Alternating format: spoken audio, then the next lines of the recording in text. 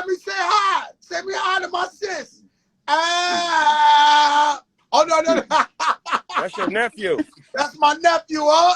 Yeah, he looking like this. Like a he got that pretty. He got that pretty ass hair. That's what's happening. That boy's face. That boy's face glowed when he came on camera. His face was glowing. Shout out to Melissa from Triller. Shout out to Angie Martinez. Snoop, we got you involved because let me take these. Shout out to Dino for Detroit. Them glasses, them Cartier. Not like Dino, but check this out, Snoop. Listen, JD, Puff Daddy, or Love and Dre.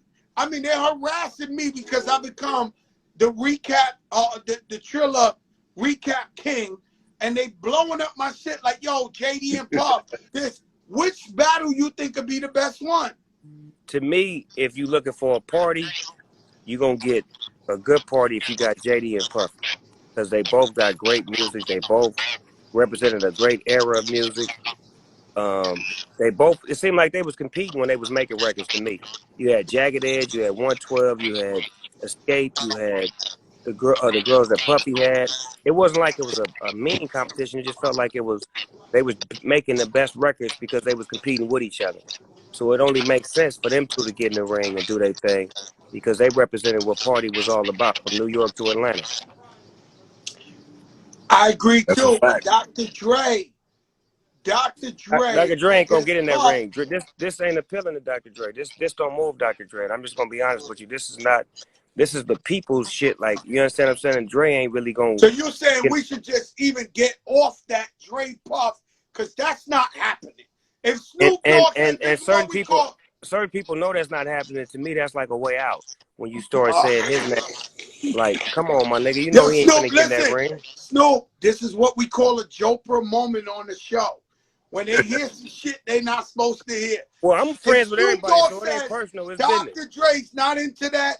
He wants to invent some new headphones, buy some new property in fucking Maui or something. He not gonna get in the ring. No, he got some other shit that we working on that's big. I can't say it, but it's gonna blow y'all motherfucking mind when y'all hear about it. He ain't forgot where he came from. It's just that ain't appealing to him. You understand what I'm saying? That's not moving him. Quiet down, bro. It has to move him. Like, that doesn't move him to sit back and play his music. And then at the same time, as far as performing, that ain't if it ain't a hell of a production, cuz ain't getting there. Well, it'll be a hell of a production. That's not. I mean, we could fly Dr. Dre in over the mountain and all that. But that ain't how he worked though. Like, like I'm trying to explain to y'all, like, he's a control perfectionist. So the only way this shit would work is if it was his shit on his platform, on his time, and I'm just being real, so that way we won't be having these false hopes and thinking that my nigga gonna get in there. The only way he's gonna get in there is if it's appealing to him and it's fun to him, and he calls Swiss and calls Timberland one day and be like, nigga, that shit look fun. I won't eat. And so what I'm saying he definitely did call us on that, but he has some Dr. Dre rules. You know what I'm saying? Dr. Dre. But I know him very well, nephew. Very well. Yeah. But I feel that Puff and JD is the za. That's hot. You might have to take it to Atlanta too. You might rent that stadium that Kanye had and Puff, and I don't know who don't want to be there.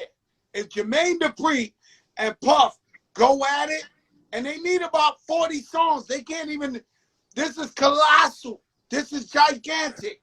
They both got a catalog. Songs. They got catalogs. They both got great production. They got great songs they rapped on. Great artists they produced. To me, that's a party right there. Them two right there is a fucking party.